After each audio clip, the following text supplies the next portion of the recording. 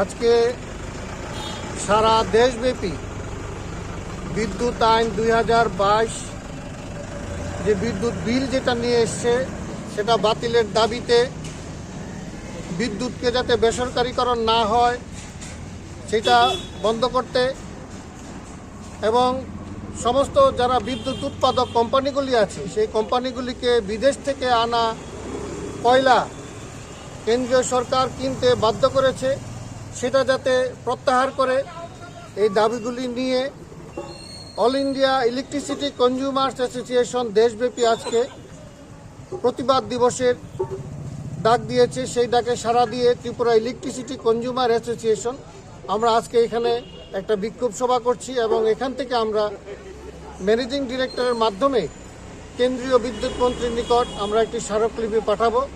তার জন্যই আমাদের আজকে বিক্ষোভ এবং আমরা তার পাশাপাশি রাজ্যের সমস্ত বিদ্যুৎ গ্রাহকদের প্রত্যেকের নিজ নিজ বিদ্যুতের যে অধিকার তার রক্ষার দাবিতে বিদ্যুতের যে স্মার্ট মিটার বসানো হচ্ছে, যে প্রিপেড মিটার, সেই মিটারে কোনো সঙ্গতি থাকছে না, সেটাতে বিদ্যুৎ আইন 2003 যেটা পাশ করা হয়েছে সেটাতে বিদ্যুৎ গ্রাহকদের অধিকার ক্ষুণ্ণ করা হচ্ছে।